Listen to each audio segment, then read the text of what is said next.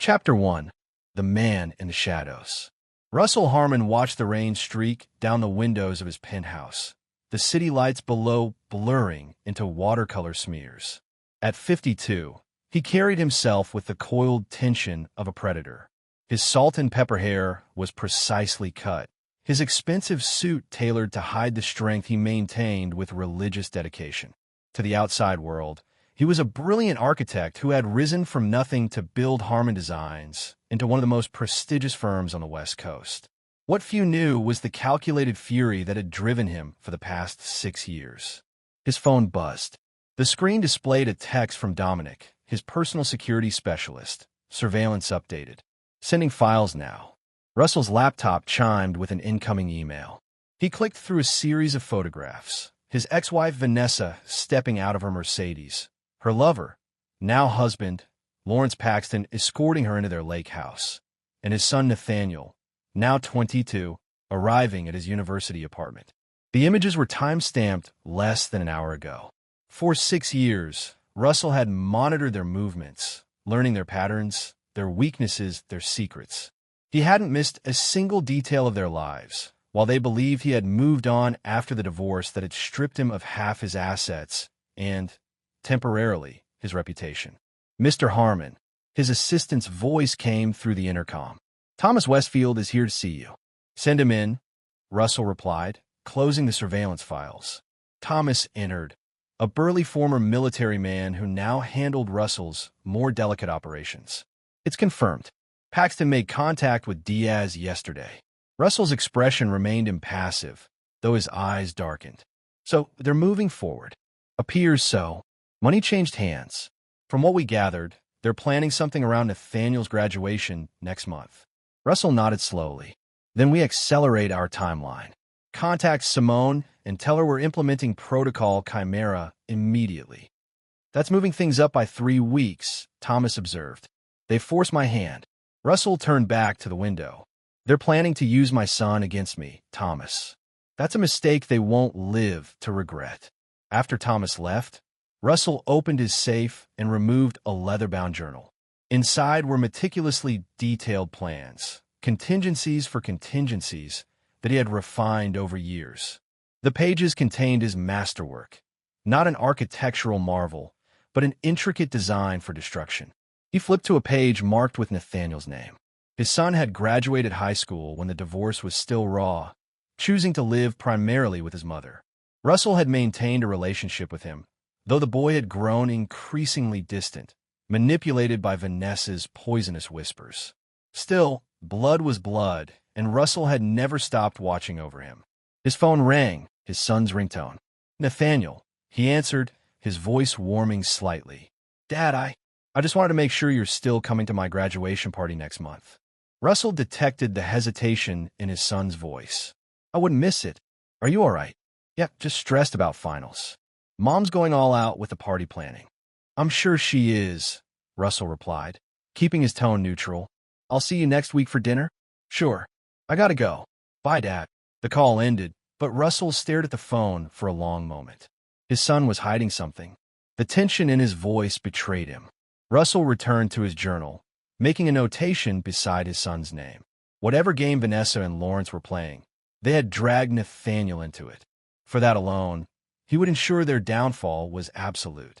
The rain intensified outside, thunder rolling across the sky like distant artillery. Russell smiled. He had always found that he did his best work during storms. Chapter 2. Broken Vows. 6 years earlier, Russell Harmon's firm had just won the contract for the new Pacific Arts Center, the crowning achievement in his 20-year career. The celebration dinner at their estate had gone perfectly, with city officials and investors toasting his vision. As the guests departed, Russell loosened his tie, savoring the victory. You were magnificent tonight, his wife Vanessa said, sliding her hands around his waist from behind. At 42, she remained stunning, sleek blonde hair, piercing blue eyes, and the poised confidence that had first attracted him when they met at a charity gala 15 years ago. We make a good team, he replied, turning to kiss her. It was true. Vanessa's social connections and charm had opened doors that his talent alone might never have accessed. I'm going to check on Nathaniel, she said. Don't wait up. You deserve your rest. Russell nodded, pouring himself a celebratory whiskey. Their son, then 16, had made a brief appearance at the dinner before retreating to his room, citing homework. Russell was proud of the boy's dedication to his studies. Later that night, unable to sleep from the evening's excitement, Russell wandered the house. Passing his home office, he noticed the light on. Thinking he'd left it on himself, he pushed the door open and froze. Vanessa was there, hunched over his computer, copying files onto a flash drive. She startled at his entrance, her expression shifting from shock to calculated calm. "What are you doing?" he asked, already knowing the answer. "Just sending some photos from the party to my sister," she lied smoothly. Russell stepped forward, taking the flash drive from her hand. "My design files aren't party photos, Vanessa." Her face hardened. "You wouldn't understand. It's just business." "Whose business?" "Lawrence Paxton's." The name tasted bitter on his tongue. Paxton Development was his firm's chief competitor, and rumors of their unethical practices had circulated for years. The slight widening of her eyes confirmed his suspicion. "How long?" he demanded. "Russell, how long?" Vanessa straightened, dropping the pretense. 3 years. And it's more than business, if that's what you're asking. The betrayal hit him like a physical blow. 3 years. While he had worked 18-hour days building their future, she had been sharing his bed and his secrets with another man. "Get out," he said, his voice dangerously quiet. "This is my house too," she countered. "And when this is over, I'll have half of everything, including your precious company." Russell stepped closer, his control slipping. "You have 30 minutes to pack essentials. Anything you leave behind will be burned." "Don't threaten me," she hissed. "I have copies of everything I need. Lawrence already has preliminary designs for your art center. By the time you've sorted out this mess, Paxton Development will have submitted an alternate proposal at half your cost." The calculated nature of the betrayal made his blood run cold. Does Nathaniel know his mother is a thief and a whore? The slap came fast, but Russell caught her wrist before it connected. 30 minutes, Vanessa. Then I call the police." She wrenched her arm away. "This isn't over. You built your success on my connections. Without me, you'd still be designing strip malls in some backwater town." 29 minutes, he replied, his face impassive. When she left, taking Nathaniel with her, Russell didn't unleash his rage. Instead, he channeled it, focusing it like a laser. That night, he called Thomas Westfield, a security consultant he had met through a client, and initiated the first step of what would become an elaborate plan. By morning, he had changed all his passwords and security protocols. By the end of the week, he had filed for divorce and begun a counteroffensive against Paxton Development's attempt to steal his design. The divorce was ugly. Vanessa claimed emotional abuse, painting Russell as a controlling workaholic. Her affair with Lawrence Paxton became public, but she spun it as a relationship that began only after she left Russell. The courts awarded her half of their assets, though Russell's legal team managed to protect his company from her claims. Within 6 months, she had married Paxton, taking Nathaniel to live in their lakeside mansion. The boy, confused and angry, sided primarily with his mother, believing her version of events. Russell didn't fight it. Instead, he maintained a civil relationship with his son while watching, waiting, and planning. Paxton Development's attempt to undercut the Art Center bid failed when Russell revealed to the selection committee that their proposal contained stolen elements. However, the damage to some of his professional relationships was done. Certain doors that had been opened to him, doors that Vanessa's connections had unlocked, closed abruptly. Rather than breaking him, this setback crystallized his resolve.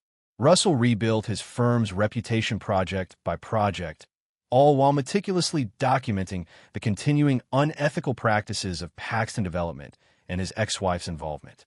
He knew that simple exposure wouldn't be enough. Lawrence Paxton had political connections that had shielded him from consequences before. No, Russell needed something definitive, something that would destroy them so completely that recovery would be impossible.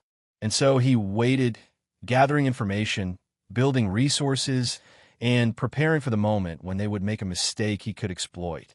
That moment came 5 years after the divorce, when Lawrence Paxton secured the contract for a controversial luxury resort development through methods that reeked of bribery and coercion. Russell finally had the leverage he needed. The endgame could begin. Chapter 3: The Invitation. Nathaniel Harmon stared at the graduation invitation in his hands, his stomach knotting with anxiety. The embossed card announced his master's degree celebration at his mother and stepfather's lakeside estate, now just 3 weeks away. He had already sent one to his father, but his mother had insisted he personally deliver a second invitation. "Your father might miss the mail," she had said with a smile that didn't reach her eyes. "And we want to make sure he comes, don't we?" Nathaniel knew better.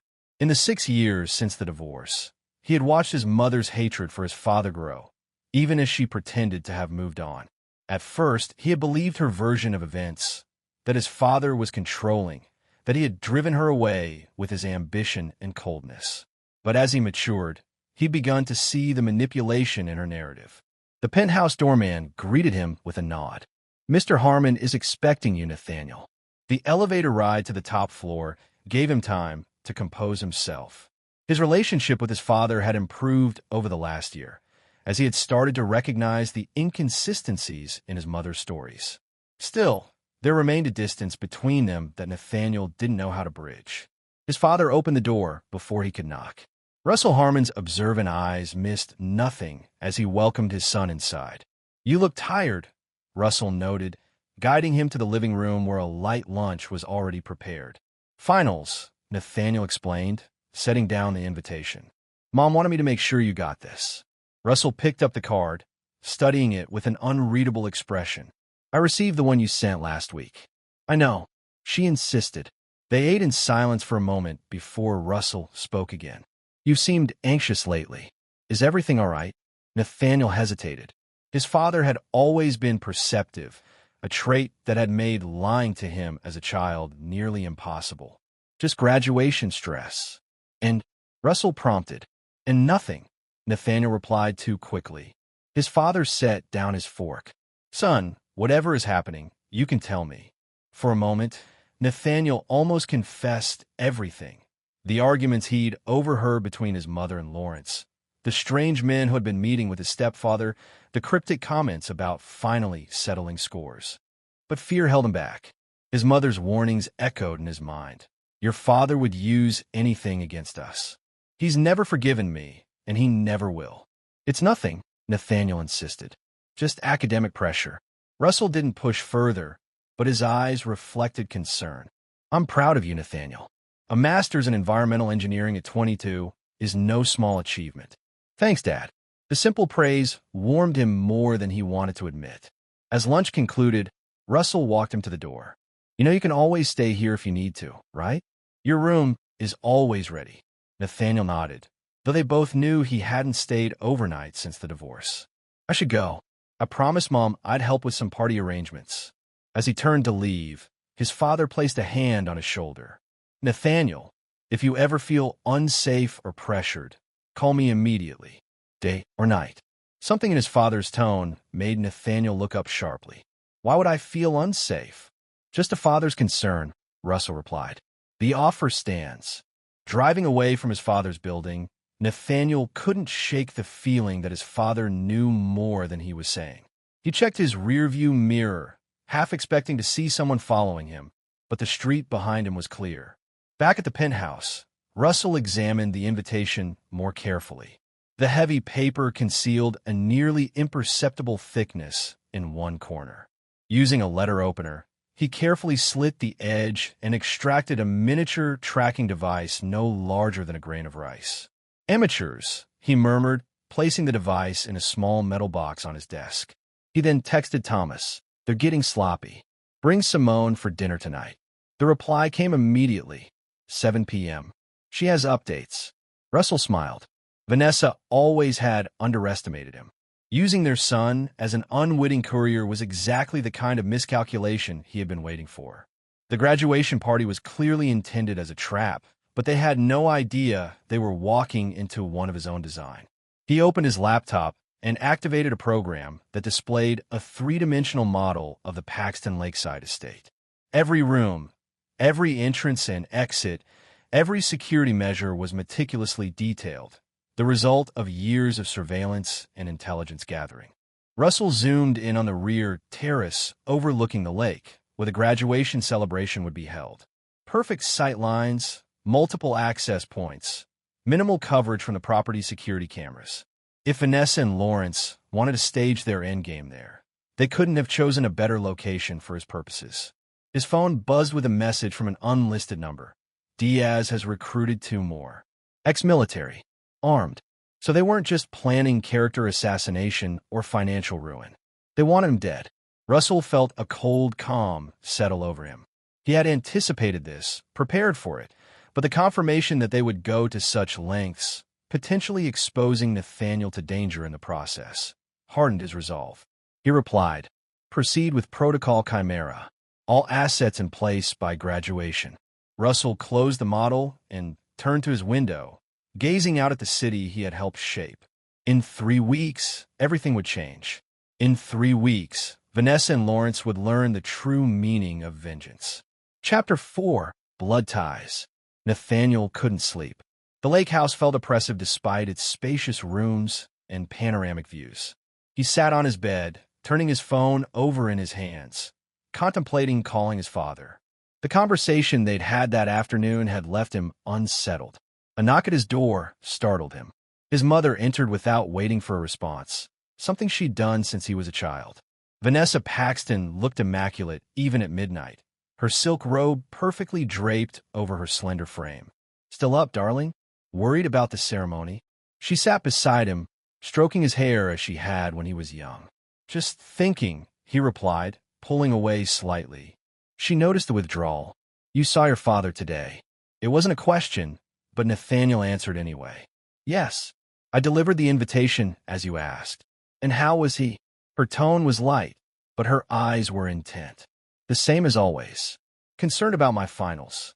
Nathaniel kept his response vague, unwilling to share the details of their conversation. Vanessa smiled. "He always was good at appearances. Your father could seem concerned while plotting your downfall." She patted his knee. "I've never told you everything about our divorce, Nathaniel. I wanted to protect you." "Mom, it's been 6 years. I don't need—" "He threatened me." She interrupted, her voice hardening. "When I told him I was leaving, he said he would destroy me, take you away, leave me with nothing. The only reason I got anything in the settlement was because I had documentation of his threats." Nathaniel frowned. This contradicted what he'd pieced together over the years. "Dad's never spoken badly about you to me." "Of course not. He's too smart for that." Vanessa stood, moving to the window. "Lawrence and I have been patient, giving him time to move on, but your father has been undermining our business, spreading rumors, trying to ruin what we've built." "What does this have to do with my graduation?" Nathaniel asked, a chill running through him. Vanessa turned, her expression softening. "Nothing, sweetheart. I just want you to understand why things might be tense at your party. Lawrence and your father have some business matters to resolve. That's all." She kissed his forehead before leaving, but her reassurance did nothing to ease Nathaniel's growing unease. He waited until her footsteps faded down the hall before slipping out of his room and moving silently toward Lawrence's study. The house was quiet except for the gentle lapping of lake waters against the shore. The study door was ajar, voices murmuring inside. Nathaniel positioned himself in the shadows, listening. "Can't trust the boy," a man's voice he didn't recognize was saying. "He's too close to his father." "Nathaniel knows nothing," Lawrence's confident baritone replied. "Vanessa has made sure of that. He'll play his part without even realizing it. And if he doesn't, then he becomes collateral damage. Either way, Russell Harmon ends at that party." Nathaniel's blood ran cold. He must have made a sound, because the voices suddenly stopped. He quickly retreated down the hall, slipping into a bathroom just as the study door opened fully. Heart pounding, Nathaniel waited until the footsteps passed before returning to his room. His hand shook as he reached for his phone, but he stopped himself from calling his father. If his room was being monitored, and now he suspected it might be, any warning would alert his mother and Lawrence. Instead, he texted his university roommate, "Need to crash at your place tomorrow. Don't tell anyone I'm coming." He needed time away from this house to think to plan. Whatever was happening, he had just over 3 weeks to figure it out. The next morning, Nathaniel told his mother he needed to return to campus to work on final projects. She seemed reluctant to let him go, but didn't stop him. As he drove away, he noticed a black SUV pulling out behind him, maintaining a discreet distance. He was being followed. Rather than heading to campus, Nathaniel drove to a crowded shopping mall, parking in a massive lot and quickly losing himself in the throng of shoppers. He bought a prepaid phone with cash, then found a quiet corner in a coffee shop to make a call. "Westfield Security," a woman's voice answered. "I need to speak with Thomas Westfield," Nathaniel said, his mouth dry. "Tell him it's Nathaniel Harmon." There was a pause, then Thomas came on the line.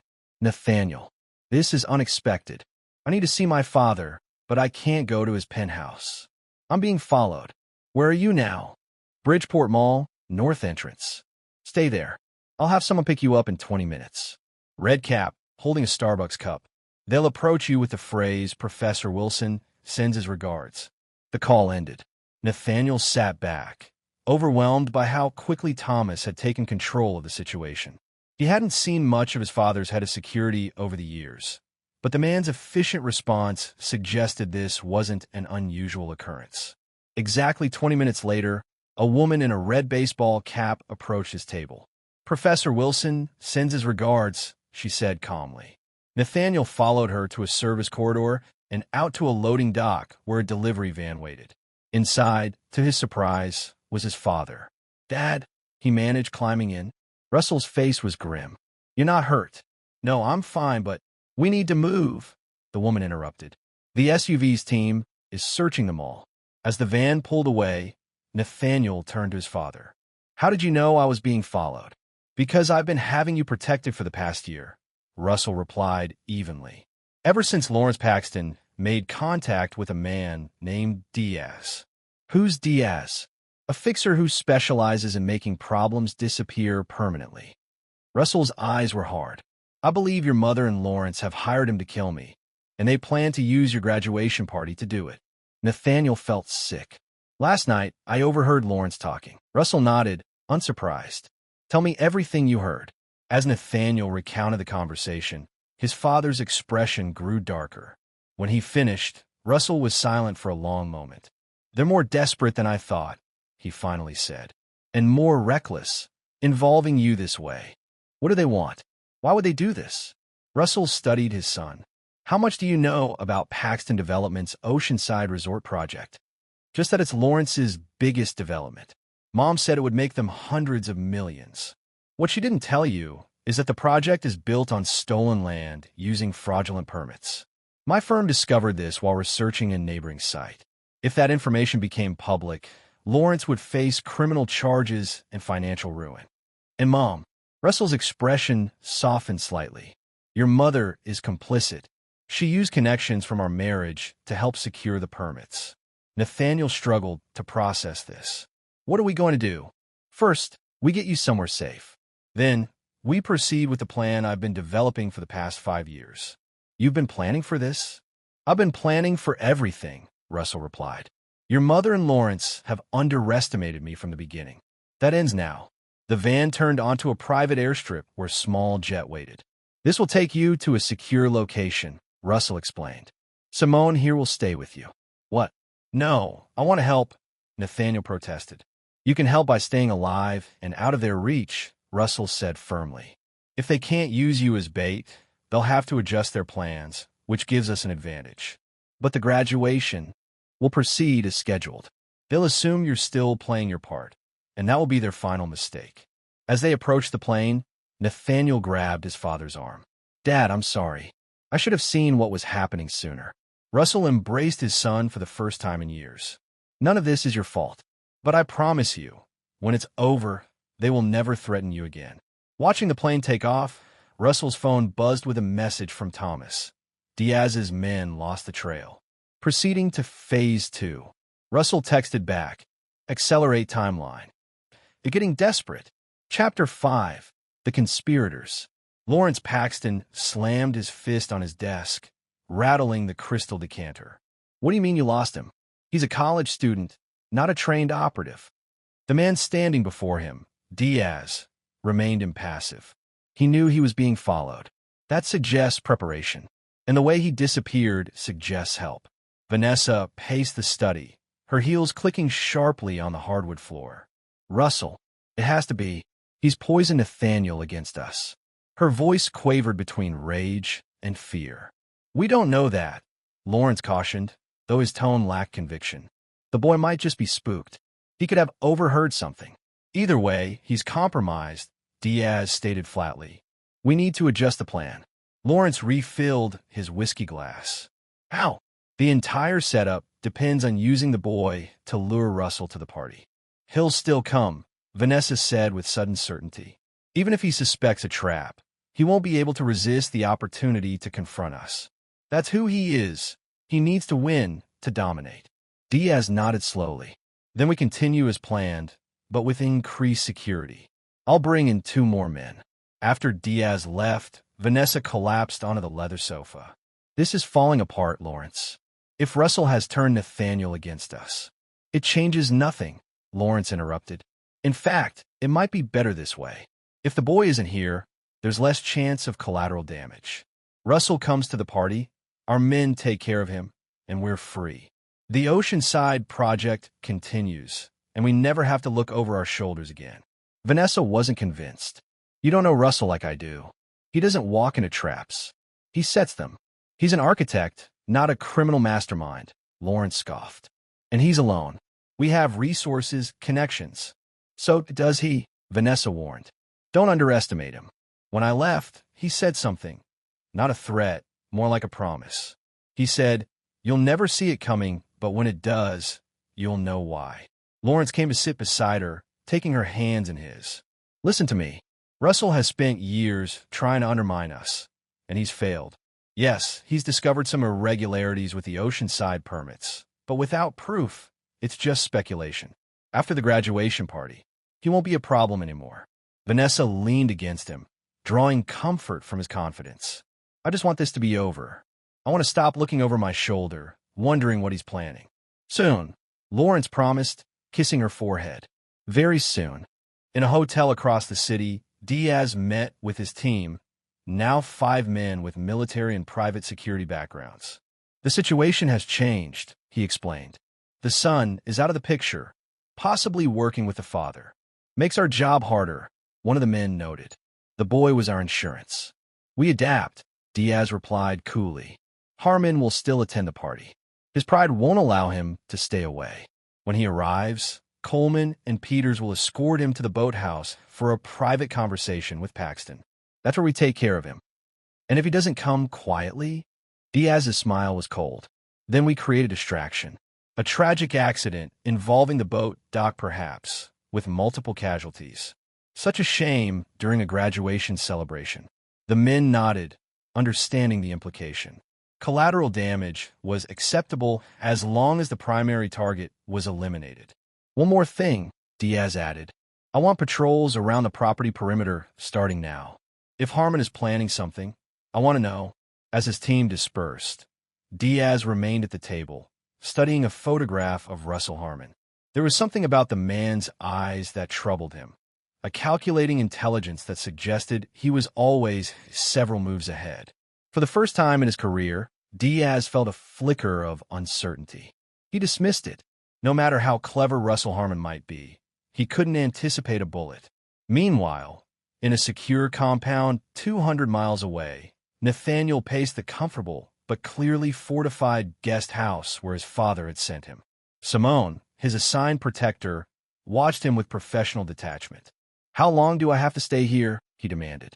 Until your father resolves the situation, she replied calmly. And how will he do that? Nathaniel pressed. My mother and Lawrence are planning to kill him, and he's just going to walk into their party? Simone's expression didn't change, but something flickered in her eyes.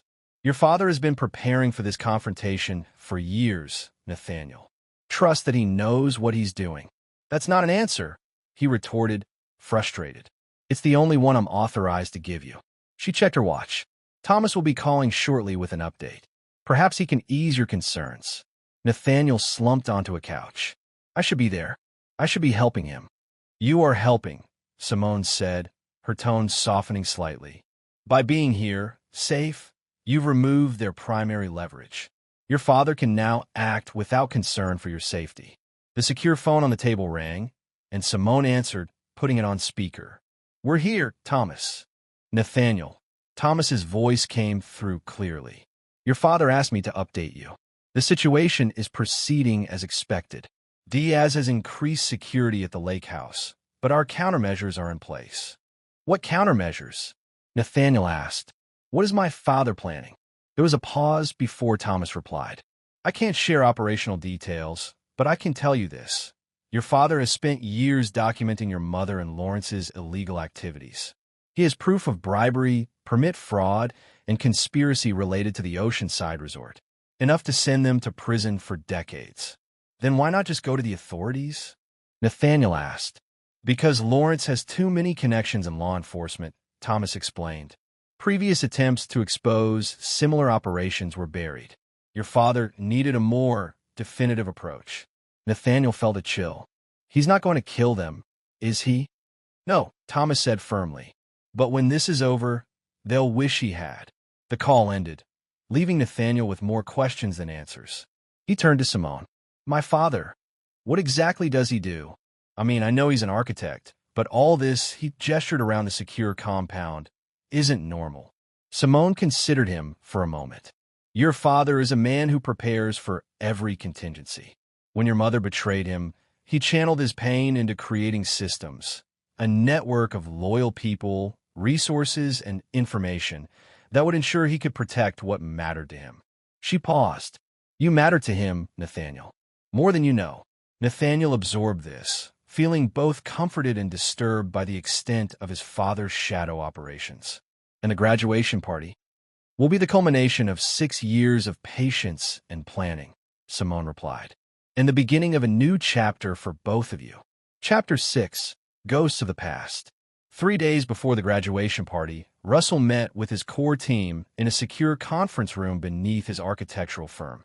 Present were Thomas Westfield, head of security, Dr. Eleanor Vance, a behavioral psychologist who had helped him understand Vanessa and Lawrence's patterns, and federal agent Colin Reed, whose unofficial involvement had been crucial. Our inside sources confirmed Diaz has 7 men positioned around the property, Thomas reported, pulling up a holographic display of the lake house. 2 at each access road, 2 patrolling the grounds, and Diaz himself staying close to Lawrence. And the devices? Russell asked. All in place, Thomas confirmed. The surveillance system we installed 6 months ago during the renovation is fully operational. We have eyes and ears in every room. Russell nodded, turning to Dr. Vance. Your assessment? The psychologist studied her notes. Vanessa is becoming increasingly unstable. The loss of control over Nathaniel has triggered her abandonment issues. Lawrence is compensating with aggression and overconfidence. They're both at their most vulnerable psychologically. Good, Russell murmured. And you, Colin? Agent Reed looked uncomfortable. Everything's ready on our end, but I need to reiterate, this is completely unofficial. If anything goes wrong, the Bureau will disavow any knowledge. Nothing will go wrong, Russell assured him. Your team will receive all the evidence simultaneously with the execution of our plan. Lawrence's connections won't be able to bury it fast enough. As the meeting concluded, Thomas remained behind. There's something else, he said once they were alone. We've detected unusual activity on one of our surveillance channels. Someone may be piggybacking on our system. Russell's expression remained calm. Let them. It might be useful for them to see exactly what we want them to see. And Nathaniel? He's getting restless at the safe house. Keep him there until it's over, Russell said firmly. No matter what he says or what happens, he stays protected. Thomas nodded, then hesitated. Russell, I've worked with you for 6 years. I've never questioned your methods or your motives. But this plan, the scale of it, is proportional to their crimes, Russell finished. They didn't just betray me, Thomas. They've ruined lives with their developments, threatened people who stood in their way. And now they're willing to kill me and potentially harm my son. His eyes hardened. They've earned what's coming.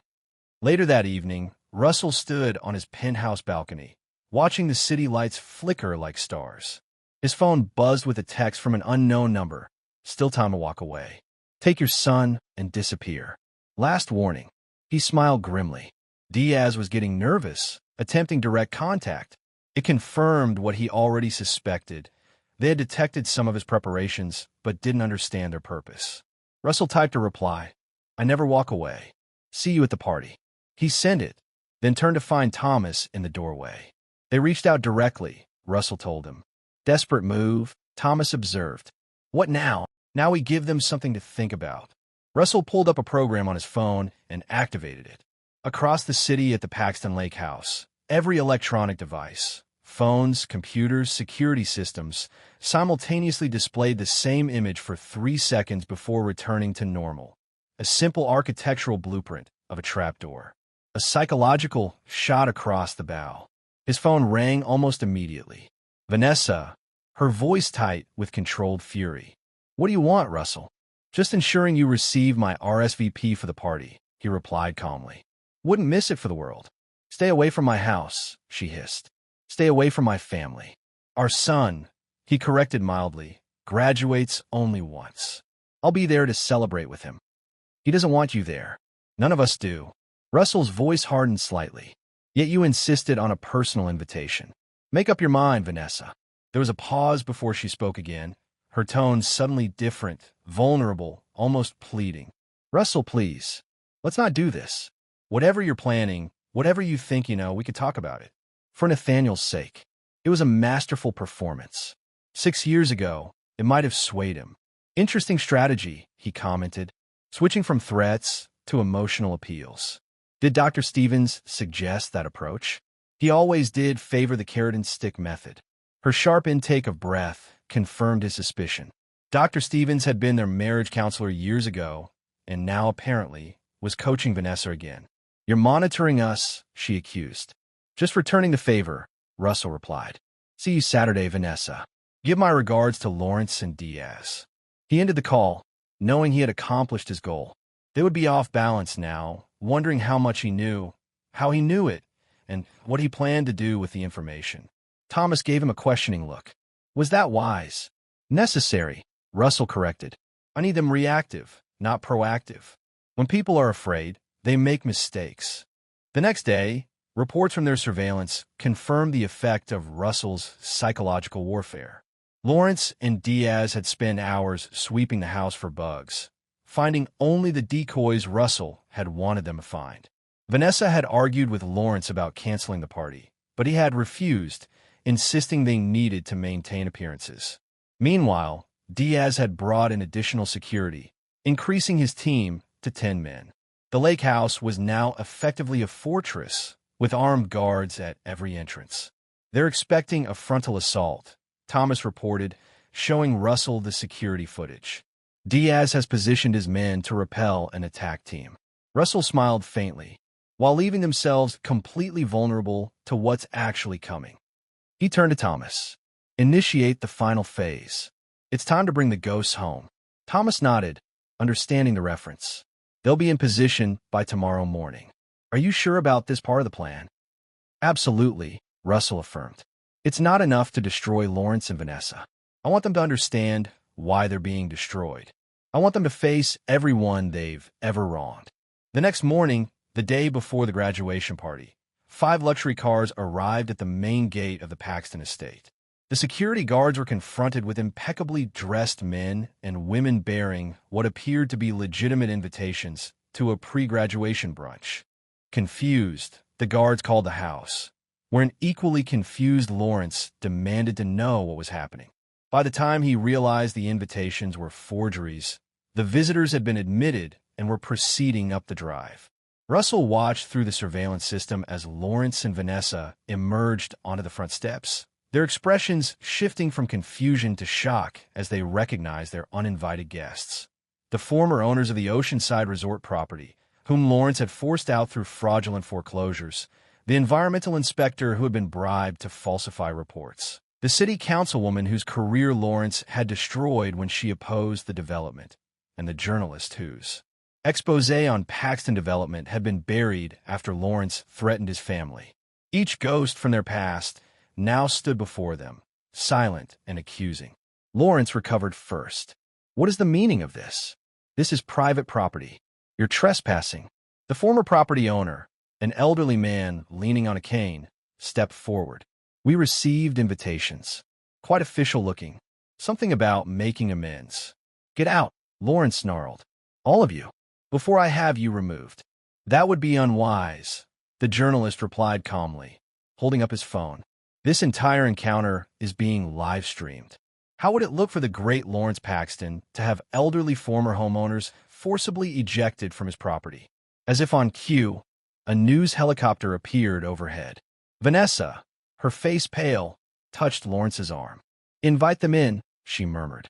We can't make a scene. Not now. Lawrence's jaw clenched, but he forced a smile. Of course. Please come in. There must have been some misunderstanding about the date. As the ghosts were reluctantly ushered inside, Russell turned to Thomas. Perfect. Now, they'll be completely distracted dealing with this situation while we make our final preparations. And tomorrow? Thomas asked. Russell's expression was resolute. Tomorrow, justice. Chapter 7. The Graduation Party.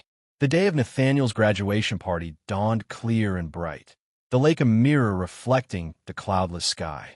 By noon, the first legitimate guests began to arrive.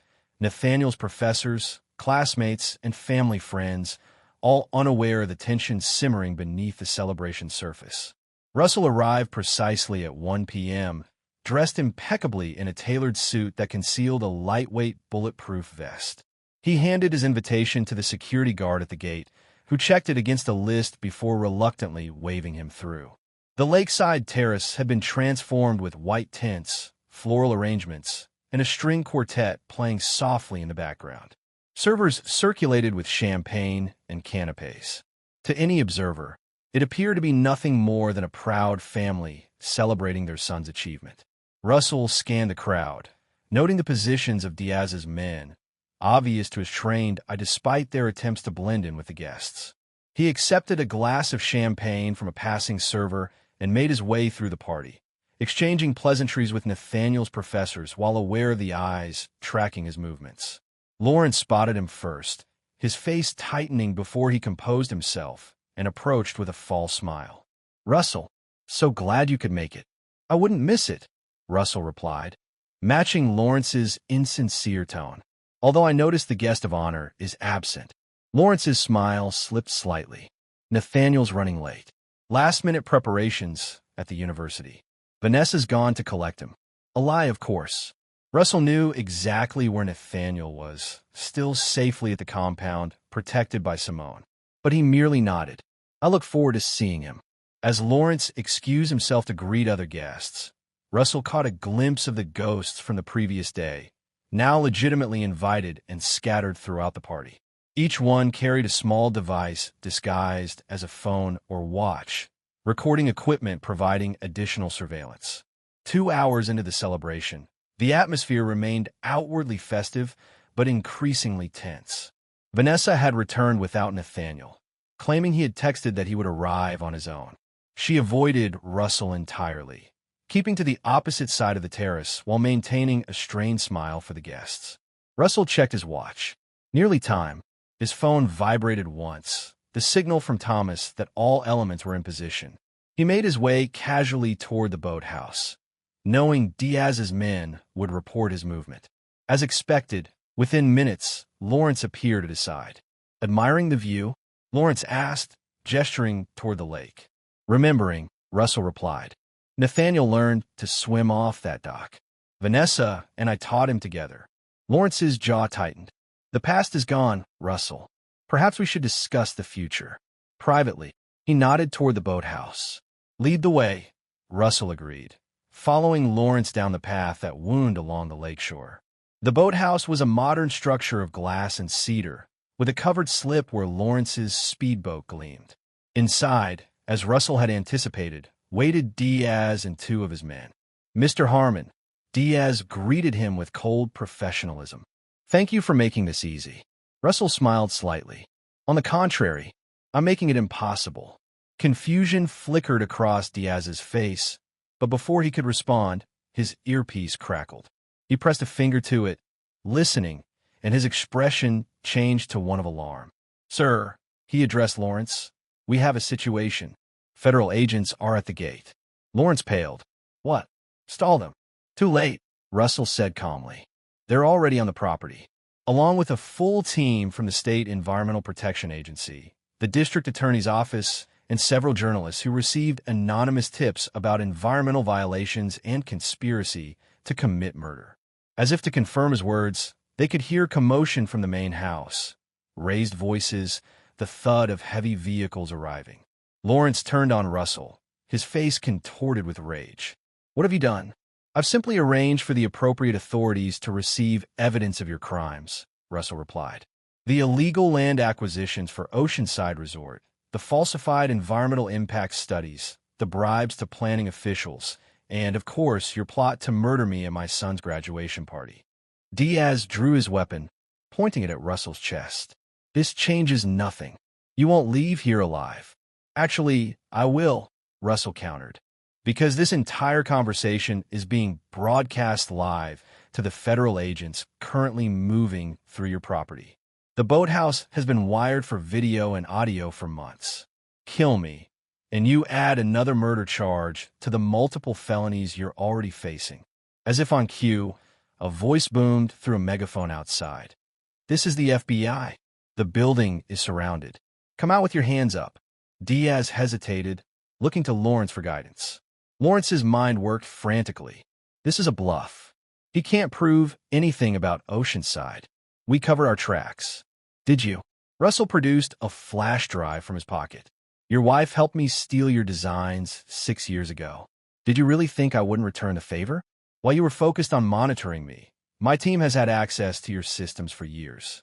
Every email, every digital conversation, every financial transaction, all documented and verified." Lawrence lunged for the flash drive, but Diaz caught his arm. "Don't. It's over." "Listen to your hired killer, Lawrence," Russell advised. "He understands the concept of cutting losses." The door to the boathouse burst open as federal agents flooded in, weapons drawn. Federal agents. Hands where we can see them. Diaz slowly placed his gun on the floor and raised his hands. Lawrence, his face ashen, did the same. As the agents secured them, Agent Reed approached Russell. "You okay?" Russell nodded.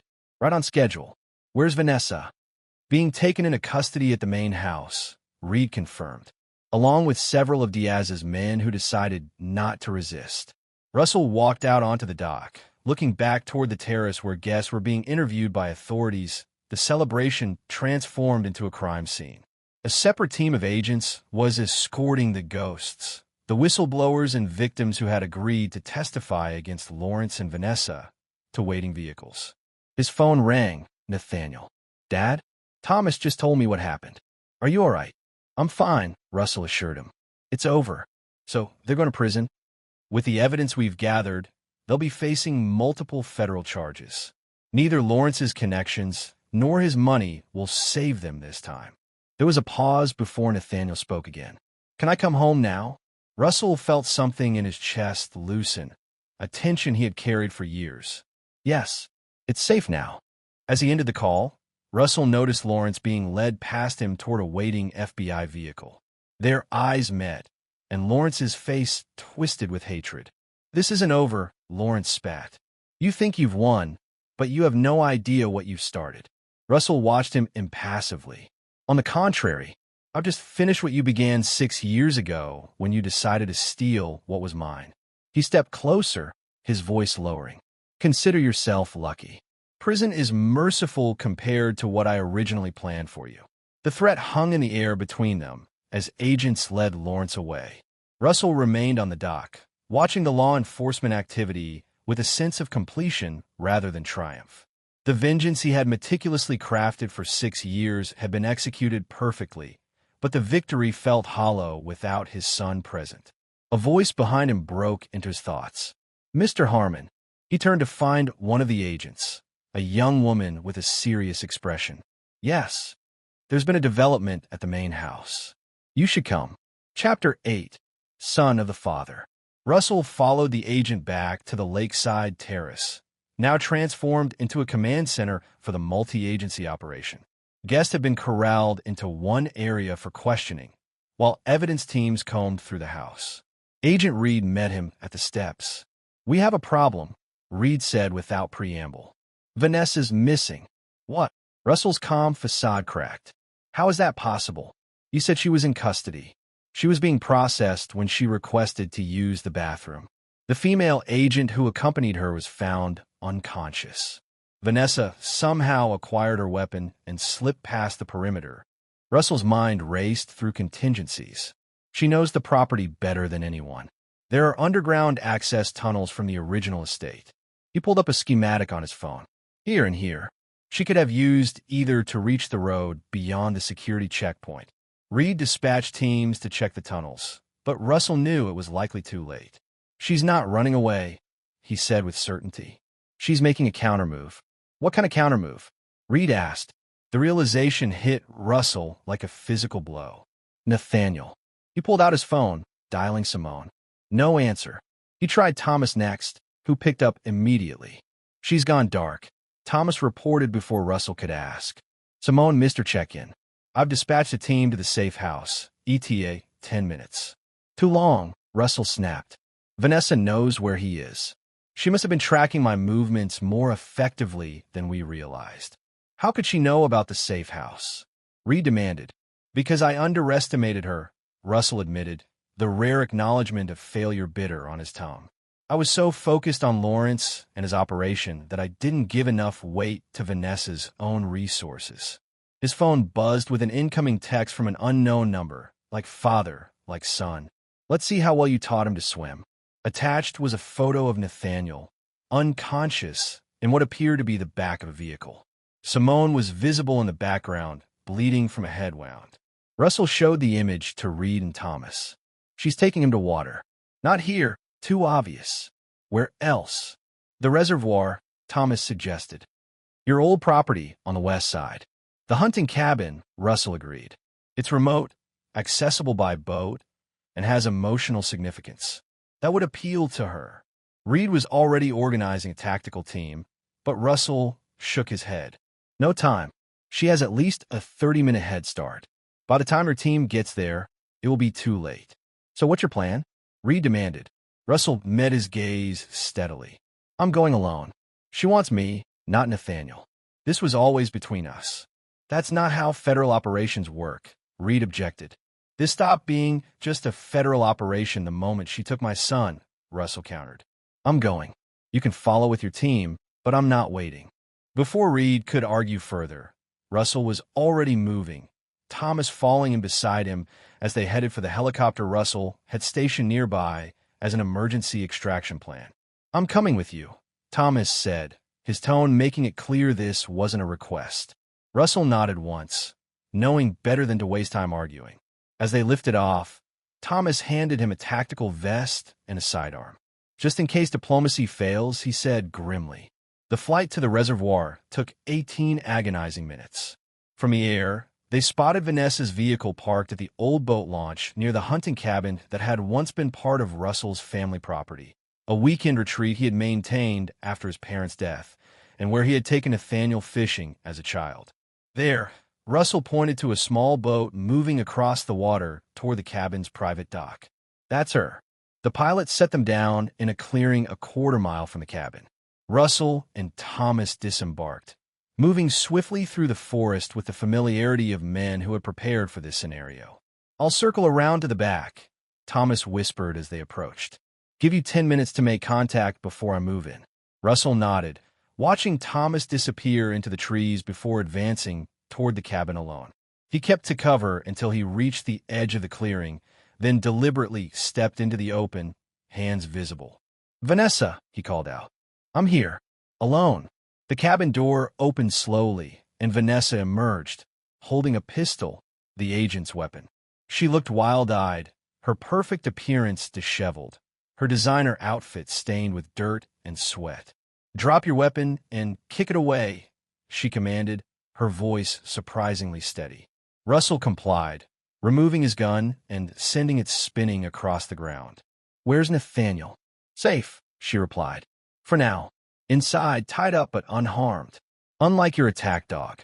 Her smile was razor-sharp. "Simone, was it?" She put up quite a fight. "Let Nathaniel go," Russell said evenly. "This is between you and me. It always has been." Vanessa laughed bitterly. "So noble now. Where was that nobility when you were systematically destroying everything Lawrence and I built? When you were turning our son against us?" "You did that yourself," Russell replied. "I never lied to Nathaniel about you. I never needed to. Your actions spoke for themselves." She gestured with the gun. Inside. Slowly, Russell mounted the steps to the cabin porch, maintaining eye contact with Vanessa. As he passed her, she pressed the gun to his back, pushing him through the door. Inside, Nathaniel was indeed tied to a chair, a gag in his mouth. His eyes widened when he saw his father. Beside him, Simone lay unconscious on the floor, blood matting her hair. Russell moved toward his son, but Vanessa jabbed the gun harder into his back. "Don't. Touch the ropes, and I shoot you where you stand." "What's your plan here, Vanessa?" Russell asked, turning to face her. "Lawrence is in custody. Your assets are being frozen as we speak. There's no version of this where you emerge victorious. There's a version where you suffer," she countered, her eyes feverish. "Where you lose everything, just like I have." Understanding dawned. "You're planning to kill Nathaniel. Make me watch, then kill me." Vanessa's smile was chilling. "Always the quick study. But first, I want you to understand exactly what you've done. The lives you've ruined with your obsessive need for vengeance." "My need?" Russell echoed incredulously. "You betrayed me. You stole from me. You and Lawrence conspired to have me killed. Because you gave us no choice," she shouted, her composure cracking. "You were suffocating me, controlling everything. Then when I found happiness with Lawrence, you couldn't let go.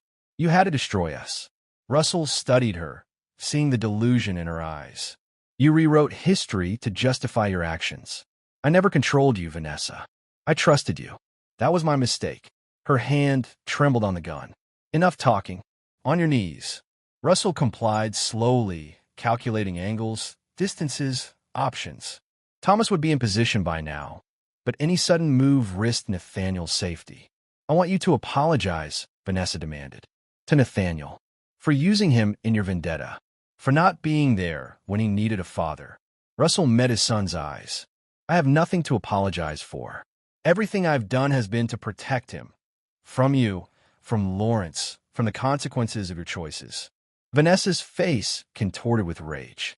"Wrong answer." She swung the gun toward Nathaniel. Russell lunged forward, closing the distance before she could fire. He caught her wrist, forcing the gun upward as it discharged, the bullet shattering the cabin's front window. They struggled for control, Vanessa fighting with unexpected strength fueled by desperation. She kneed him in the stomach, momentarily breaking his grip. The gun came level with his chest. "Goodbye, Russell," she snarled. A single shot rang out. Vanessa's eyes widened in shock. She looked down at the spreading crimson stain on her chest, then back up at Russell in confusion. Behind her stood Nathaniel, his bonds cut, Simone's backup weapon in his trembling hands. Somehow, during the struggle, he had managed to free himself and retrieve the gun hidden in Simone's ankle holster. "Nathaniel," Vanessa whispered, her voice suddenly small. She took a stumbling step toward him. "My baby." Nathaniel's face was stone. "You were going to kill my father." Vanessa collapsed to her knees, the gun falling from her limp fingers. "I just wanted to protect us from him. He was never the threat," Nathaniel said quietly. "You were." Russell kicked Vanessa's weapon away, then moved swiftly to his son's side. "Are you hurt?" Nathaniel shook his head, still staring at his mother as she slumped to the floor. "I killed her," he said numbly. "You saved my life," Russell corrected, wrapping an arm around his son's shoulders and gently taking the gun from his hands. "And she's not dead yet."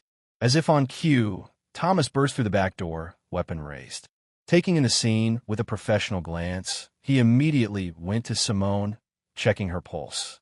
"She'll live," he reported before moving to Vanessa. "GSW to the chest," he assessed. "She needs immediate medical attention." Russell nodded. "Call it in. Then check the perimeter." Make sure she didn't bring anyone else. As Thomas moved to comply, Russell guided Nathaniel to a chair, keeping his body between his son and the sight of his bleeding mother. "It's over," he said softly. "You're safe now." Nathaniel looked up at him, his eyes hollow. "At my graduation party, when I hugged you, I was trying to warn you. I knew something was planned. I never thought it would end like this." "I know," Russell said, "and none of this is your fault. Remember that." The sound of approaching helicopters filtered through the broken window, Reed and his team arriving at last. Russell held his son's gaze. "Whatever comes next, we face it together." Nathaniel nodded slowly, some of the shock receding from his expression. "Like father, like son," he murmured, unknowingly echoing Vanessa's taunt. Russell glanced at his ex-wife's unconscious form, then back at his son. In that moment, he saw himself in Nathaniel's eyes.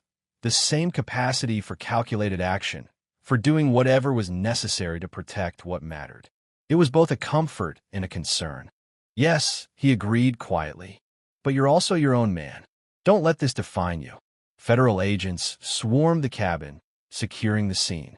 Paramedics rushed to treat Simone and Vanessa. Through it all, Russell remained at his son's side, a silent bulwark against the chaos. Agent Reed approached them, his expression grave. "We need statements from both of you." Later, Russell said firmly, "My son needs medical attention and rest." Reed looked like he might argue, then nodded reluctantly. "Tomorrow, then? First thing." He hesitated. For what it's worth, this appears to be a clear case of self-defense. Ms. Paxton abducted 2 people at gunpoint and attempted murder. As they exited the cabin, Russell kept his arm around Nathaniel's shoulders. The sun was setting over the reservoir, painting the water in shades of crimson and gold. It seemed fitting that one chapter of their lives should end as the day did, with both beauty and blood on the horizon. "What happens now?" Nathaniel asked as they walked toward the waiting helicopter. Russell considered the question, thinking of the empire he had built, the vengeance he had orchestrated, and the cost of both. "Now we rebuild," he said finally. "Together." Chapter 9. Blood and Water. 3 months after the events at the hunting cabin, Russell Harmon stood at the window of his penthouse, watching a summer thunderstorm roll across the city. Behind him, Nathaniel lounged on the couch, textbooks spread around him as he prepared for his PhD program in environmental engineering. Professor Wilson called again, Nathaniel mentioned casually. "He's still hoping I'll reconsider joining his research team." Russell turned, studying his son. The past months had changed Nathaniel, hardening him in some ways while clarifying his purpose in others. The trauma of shooting his own mother had left its mark, but he had refused counseling, choosing instead to process the experience in his own way, much as Russell would have done. "And will you?" Russell asked. Nathaniel shrugged. "Maybe. His project on sustainable urban development aligns with what I want to do. But I'd be working with Mary Tech Construction, and given their history." "You're concerned about the ethics," Russell concluded. "I'm concerned about associating with a company that might be cutting corners," Nathaniel corrected. "I won't build my career on compromised foundations." Russell nodded, recognizing his own principles reflected in his son's words. Since the confrontation at the cabin, Nathaniel had moved into the penthouse, their relationship evolving into something closer to partnership than traditional father-son dynamics. It was both gratifying and occasionally concerning to Russell how quickly Nathaniel had adapted to his worldview. "Any word from Agent Reed?" Nathaniel asked, changing the subject. "The sentencing is next week," Russell replied. "Lawrence is looking at 15 to 20 years for conspiracy, fraud, and attempted murder. Without Vanessa's testimony against him, the prosecution's case isn't as strong as it could be, but the evidence we gathered is substantial." Nathaniel's expression darkened at the mention of his mother. Vanessa had survived the gunshot wound, but had suffered a stroke during surgery that left her partially paralyzed and with significant cognitive impairment. She was currently in a high-security medical facility, deemed unfit to stand trial. "Have you visited her?" Russell asked, already knowing the answer. "No." Nathaniel's tone made it clear the subject was closed. Russell didn't push. He understood better than most the need to compartmentalize painful relationships. Instead, he moved to his desk and retrieved a folder. "I have something for you to consider." Nathaniel took the folder, opening it to find architectural plans for a large-scale development. "What is this?" "The oceanside resort property," Russell explained. "With Lawrence's assets frozen and the company in receivership, the land is being sold at auction next month. I'm considering acquiring it." Nathaniel studied the plans with growing interest. "This isn't a resort. It's a marine research center with sustainable housing. It's a concept I've been developing," Russell acknowledged.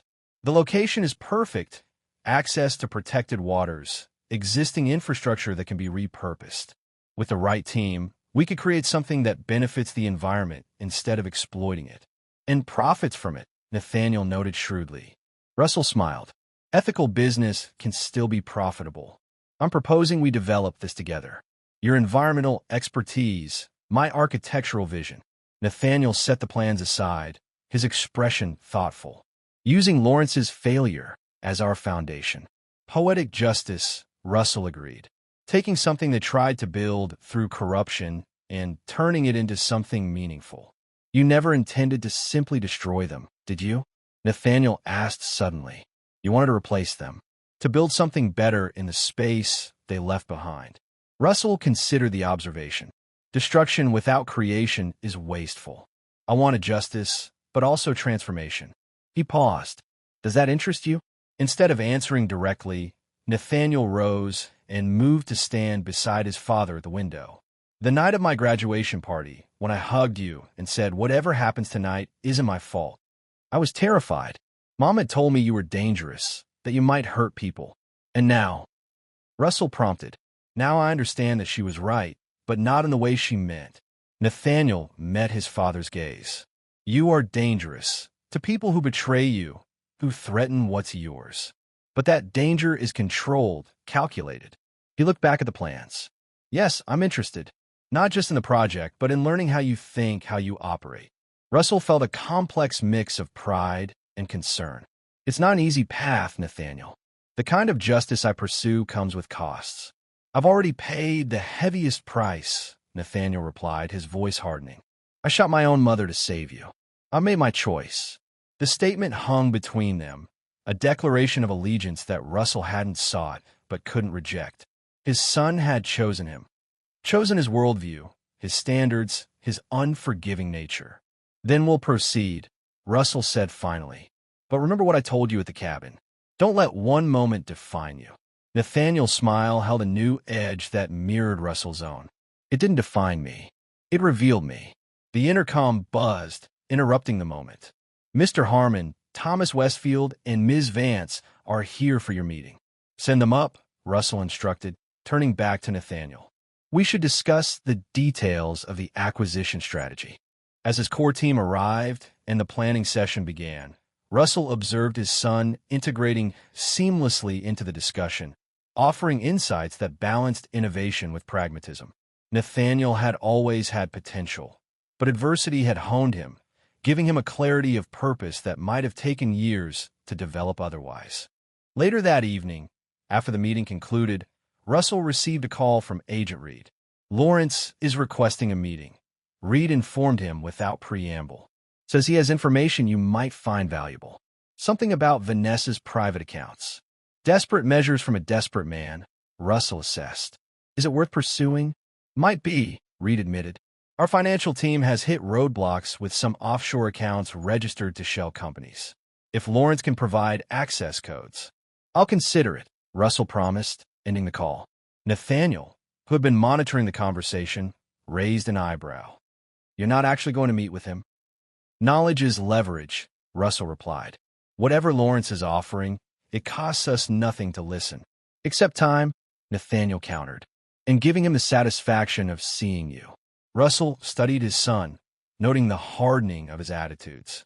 Sometimes the appearance of cooperation yields greater benefits than outright refusal. Nathaniel considered this, then nodded slowly. A tactical concession. Precisely. Russell returned to the development plans. Now about the research facility placement. 3 days later, Russell sat across from Lawrence Paxton in a high-security visiting room. The once powerful developer had aged years in just months, his expensive suits replaced by prison orange, his confident bearing diminished. "You look well, Russell," Lawrence opened with forced casualness. "How's Nathaniel?" "We're not here to discuss my son," Russell replied coolly. "You indicated you had information regarding Vanessa's accounts." Lawrence leaned forward, direct as always. "Yes, I know where Vanessa hid her personal fortune, separate from our shared assets. Over $30 million in untraceable funds that the feds haven't found. And you're willing to reveal this why?" Russell asked, though he already knew the answer. "Consideration at sentencing," Lawrence said, "and a percentage of the recovery. 10% seems fair." Russell allowed himself a small smile. "You're assuming I care about the money, don't you?" Lawrence challenged. "That's what this has all been about. Compensation for what you believe we took from you." "That's where you've always misunderstood me," Russell replied. "This was never about money. It was about justice, about consequences for betrayal." Lawrence's expression hardened. "Then why are you here?" "To make sure you understand something," Russell said, leaning in slightly. "I know about the contingency plans you set in motion before your arrest, the people you've contacted from inside, the threats you've made to try to maintain control of what remains of your empire." He paused, letting the implications sink in. "They won't save you." Lawrence paled slightly. "I don't know what you're talking about." "The two former security contractors you hired to target Thomas Westfield?" Russell continued calmly. "They've been arrested. The attorney who was transferring funds to maintain your loyalty payments? Disbarred as of yesterday. The witness you were pressuring to recant? Now under federal protection." "Ow!" Lawrence began, then caught himself. "I told you 6 years ago that you would never see it coming," Russell reminded him. "That hasn't changed. For every move you make, I've already made 3 to counter it." Lawrence's facade cracked, revealing the desperation beneath. "What do you want from me?" "Nothing," Russell replied simply. "You have nothing I need or want. I came here to make sure you understand that your remaining options have been systematically eliminated. Whatever schemes you're still nurturing, whatever hopes you're clinging to, let them go." He stood to leave, but Lawrence called after him. "You think you've won, but you haven't. You've turned your son into a copy of yourself, cold, calculating, unforgiving. That's my victory. Vanessa and I may have lost everything, but so have you. The boy you loved is gone." Russell paused, considering whether to respond. "Nathaniel made his choices just as you made yours. The difference is he chose justice. You chose corruption. Justice." Lawrence laughed bitterly. "Is that what you call shooting his own mother? Training him to be your successor in vengeance? Tell yourself whatever helps you sleep at night, Russell, but we both know what you've done to him." For the first time, a flicker of doubt crossed Russell's mind. Had he demanded too high a price from his son? Had his pursuit of justice twisted Nathaniel's natural development? He pushed the thought aside. "Goodbye, Lawrence. This is the last time we'll speak." As Russell exited the prison, he found Nathaniel waiting in the car, contrary to their agreement that he would remain at the penthouse. "I needed to see him," Nathaniel explained before Russell could question his presence, "to see if he still had any power over us." "And your conclusion?" Russell asked, sliding into the seat beside him. "He doesn't," Nathaniel said with quiet certainty. "He's finished." They drove in silence for several minutes before Nathaniel spoke again. "He tried to manipulate you, didn't he? Use me as leverage somehow." Russell glanced at his son, impressed by his perception. "He suggested I had corrupted you, turned you into something you weren't meant to be." Nathaniel considered this. "And that bothers you?" "It raises questions," Russell admitted, "about the price of the path we've chosen." "The path I've chosen," Nathaniel corrected firmly. "Mom and Lawrence tried to use me as a weapon against you. That was their choice. Defending you, that was mine." He turned to face his father directly. "I don't regret it, and I don't want your protection from the consequences." Russell studied his son, seeing both himself and something entirely new in Nathaniel's resolute expression. "Then we continue as planned. The Oceanside acquisition moves forward next week." "Good," Nathaniel nodded. "I've been working on refinements to the environmental impact assessments. With the right approach, We can turn that coastline into a model of sustainable development. As they discussed the project details, Russell reflected on Lawrence's parting shot. Perhaps there was truth in it.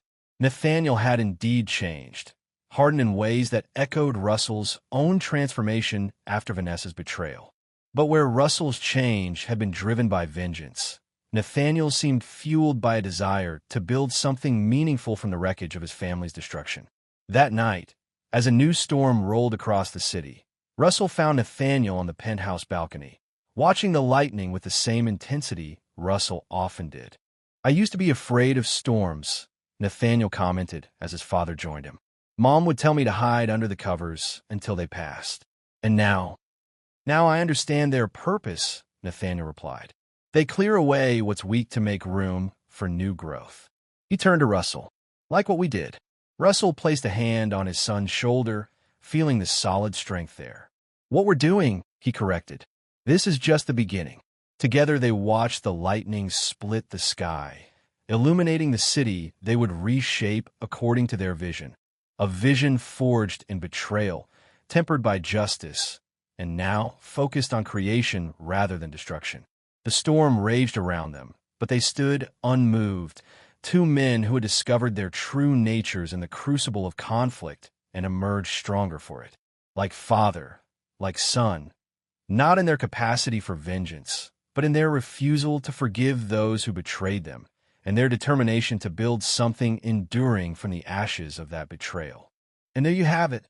Another story comes to an end. What did you think? I'd love to hear your thoughts in the comments below. If you enjoy this story, consider joining our community by subscribing. It means the world to us. For more stories like this one, check out the recommended videos on screen. And I'll see you there.